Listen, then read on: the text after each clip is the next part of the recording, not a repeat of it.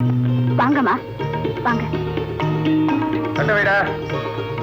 உட்காருங்கம்மா. மாமா இங்க உட்காருங்க மாமா.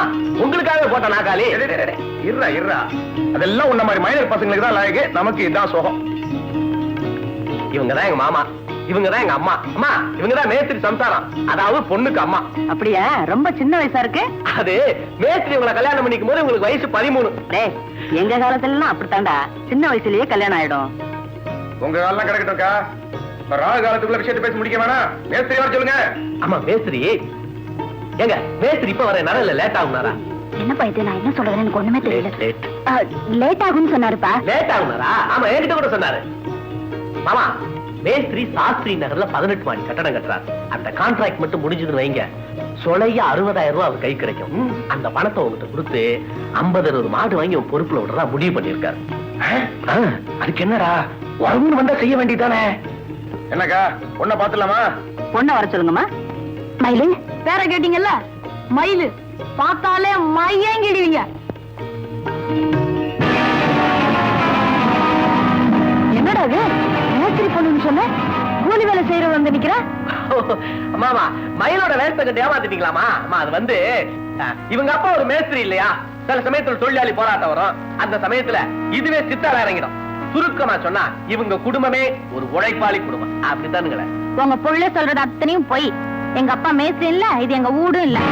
பொண்ணு ரோடு வேலை செய்யறவங்க வார கூலி 30 ரூபாய் பைப்புக்குள்ளாரதான் கொடுத்தனும். இவளை எப்படிடா பிடிச்ச?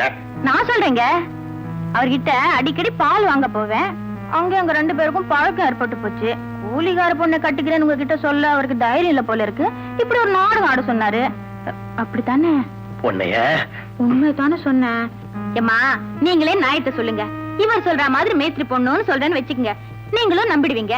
இவரும் தாலி கட்டிடுவாரு. நாளைக்கு உங்களுக்கு உண்மை தெரிஞ்சு என்ன ஊட்ட விட்டு விரட்டிட்டா தாலி எங்க அழுத்துமா நான் எங்க போய் நிப்பேன். அட வாயு வயிறுமா ஆயிடுச்சுன்னு வச்சுக்கோங்க, எங்கது இன்னும் ஆவறது. கூலி வேலை செய்யற பொண்ண நம்ம குடும்பத்துக்கு மருமகளா கொண்டு வரதுக்கு என்ன தைரியம்டா உனக்கு? கிளம்புங்க. தடுக்கப்படா.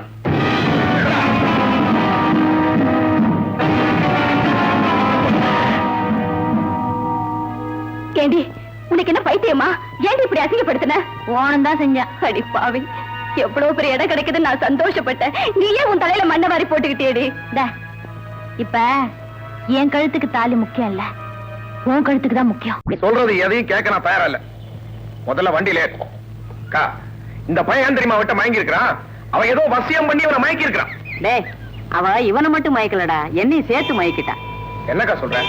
நம்ம பையன் பொய்ய சொல்லி கொடுத்து கூட அந்த பொண்ணு உண்மை சொன்னா பாரு, அந்த நிமிஷமே நான் மயங்கிட்டேன். வா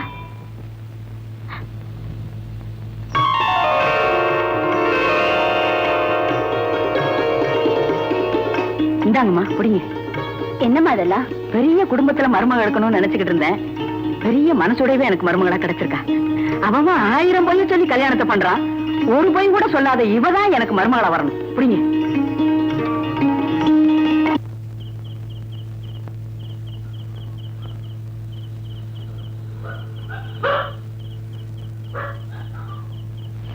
மயிலு, நான் இருக்கிற வரைக்கும் வாழ்க்கை நரகம்தான்.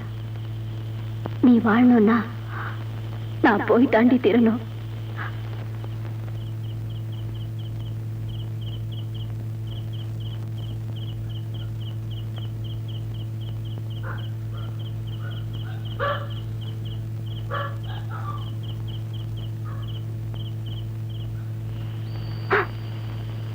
நீ இந்த மாதிரி முடிவுக்கு வருவேன்னு எனக்கு தெரியும்.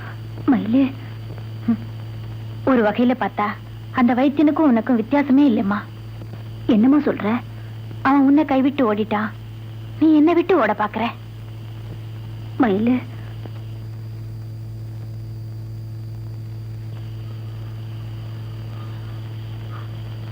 உன்னை வாழ வைக்கணுங்கிறதுக்காக தாண்டி நான் இப்படி செய்ய நினைச்சேன்.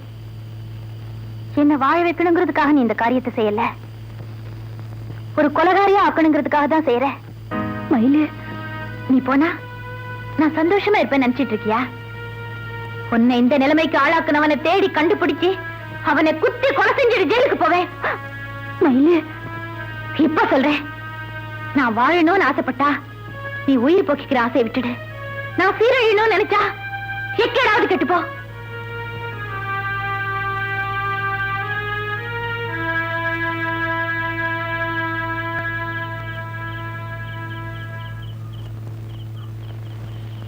மன்னிச்சிருடி.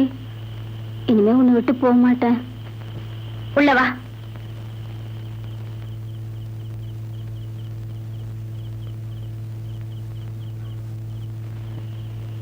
நீ எதை நினைச்சு மனசு போட்டு குழப்பிக்கிறேன்னு எனக்கு தெரியும். உனக்கு குழந்தை பிறக்கிற வரைக்கும் நாம இந்த ஊர்ல இருக்க வேண்டாம். மயிலு வந்து இப்ப நீ எனக்கு தாய் இல்ல, நான் தான் உனக்கு தாய். படு.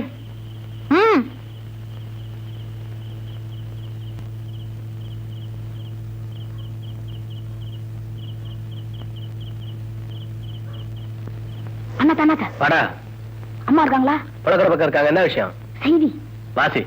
ஆல் இந்தியா ரேடியோ அச்சரப்பாக்கம் மாநில நிலையம் சிறப்பு தேன்கிண்ணம் வழங்குபவர் ஜோடுதாலை. தேன்கிட்டம். வாசி. அவள் பறந்து போனாலே உன்னை மறந்து போனாலே.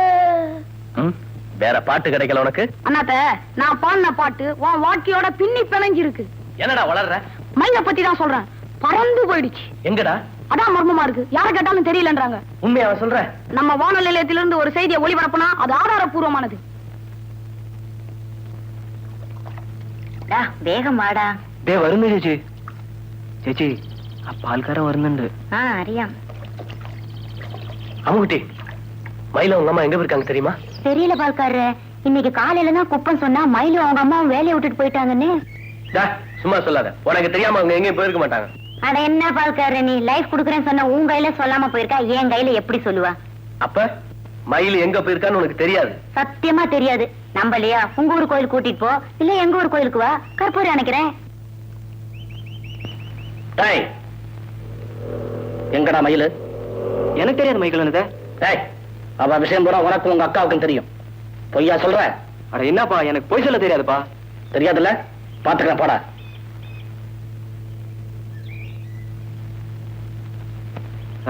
எப்படி? நல்ல வேளை மைக்கேல் கிட்ட விஷயத்த சொல்லல. சொல்லி இருந்தேன்னு வச்சுக்கோ, வயிற்ற வெட்டி போட்டுப்பான். அப்புறம் செல்லக்கண்ணு கதி என்ன ஆறுது? ஆயிரத்தை சொல்லுடி. உங்க அம்மா செஞ்சு தப்புதானே. இத பாருடி, என் பேச்ச கேட்காம அவளை நம்பி ஓடி போனாலே என்ன ஆச்சு? என் வயிற்றுச்சல். அவன் விட்டுட்டு ஓடி போயிட்டான். எனக்கு புத்தி தெரிஞ்சதுக்கு அப்புறம் எங்க அப்பா விட்டுட்டு போயிருந்தா நடந்திருக்கிற கதையே வேற. போனவன் தான் போனானே, இதுக்கு அறிவு வேணா? அப்பவே தாலி கைட்டு எரிஞ்சிருக்கணும். நல்ல கட்டியா புடிச்சிட்டு இருக்கு. அவ்வளவு உறுதியா இருந்தால மறுபடியும் அதே தப்பு செஞ்சுட்டு வந்து நிக்கிறாள. இந்தா இத்தனை வருஷம் பேசாம இருந்தீங்களே, இந்த சாக்குலாவது பேச வைக்கலான்னு பார்த்தா பழைய ராமாயணத்தையே திருப்பி ஆரம்பிச்சிட்டிய. இந்த பாரு கேள்வி, வேணும் நான் செஞ்சது ஏதோ தெரியாம தப்பு நடந்து போச்சு. அது எப்படி நடக்கும்? இத பாருடி, எனக்கு 18 வயசா இருக்கும்போது உங்க தாத்தா செத்து போயிட்டாரு. அன்னையில இருந்து இன்னை வரைக்கும் எவனையாவது தலை நிமிந்து பார்த்தேன்னு ஒருத்தரை சொல்ல சொல்ல பாப்போம். ததா கேவி, உன் காலம் வேற எங்க காலம் வேற. இந்த காலத்துல ஆம்பளைங்க இருக்கிற மாதிரி உன் காலத்துல இருந்திருந்தா உன்னையும் விட்டு வச்சிருக்க மாட்டானுங்க, வாரம் கட்டிருப்பானுங்க. இவ பேசுற பேச்ச பாரு. இங்க பாருடி, கல்யாண வயசுல ஒரு பொண்ணை வச்சுக்கிட்டு இவ தப்பு பண்ணிட்டு வந்து நிக்கிறா. அவளுக்கு நீ சப்போர்ட் பண்ற. சரி, தப்பு பண்ணிடுச்சுன்னு வச்சுக்க, என்ன பண்ண சொல்ற? அங்கிருந்தா 4 பேரு 4 விதமா பேசுவாங்க. நீங்க கூட்டியாந்த அப்படி மானம் கட்டவங்க இங்க ஏன் வரணும்? எங்கயாவது ஆத்துல குளத்துல விழுந்து சாவறது. ஆமா, தப்பு பண்றவங்க ஆத்துலயும் குளத்துலயும் விழுந்து செத்தா அப்புறம் ஆத்துலயும் குளத்துலயும் தண்ணியே இருக்காது, வெறும் பணம் தான் இருக்கும். நீ எங்க போற? அது இவ்வளவு தூரம் பேசுது, நான் எப்படி இங்க இருக்கிறது? பாரு, அந்த கேள்வியை எப்படி எங்க மடக்கணும்னு எனக்கு நல்லா தெரியும். இங்க பாரு, போய் ஏதோ தப்பு நடந்து போச்சு மன்னிச்சுக்கன்னு ஒரு வார்த்தை சொல்லி கபால் உள்ள பூந்துடு. வா வாய. மன்னிப்பு கேட்க வந்திருக்க. கேள. தெரியாம செஞ்சுட்ட, மன்னிச்சிரு. நான் மன்னிப்பு கேக்குது இல்ல, அப்புறம் என்ன? பாரு, நீ செத்தா நெய் பந்தம் பிடிக்கிறதுக்கு பேரன் ரெடி ஆகுறான். கபால் உள்ள கூப்பிட்டுக்க.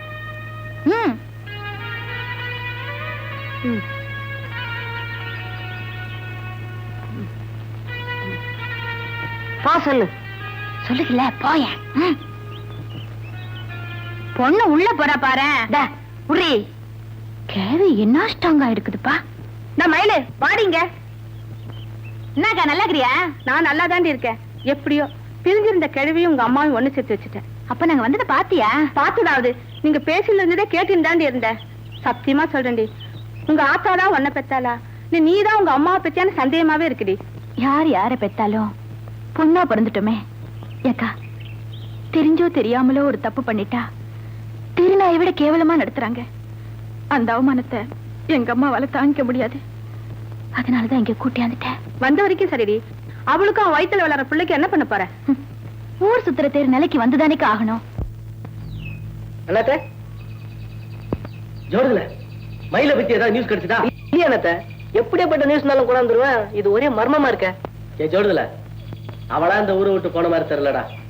எனக்கும் அதான் டவுட். அண்ணாத்த, உங்க மாமா ஏன் அவங்கள ஊரை விட்டு விரட்டி கூடாது? என்னடா சொல்ற? அண்ணாத்த, மயிலக்காவை கட்டிக்கிறதுக்கு உங்க மாமா ஒருத்தர் தானே எதிர்ப்பு தெரிவிச்சிருக்காரு. கரெக்ட்.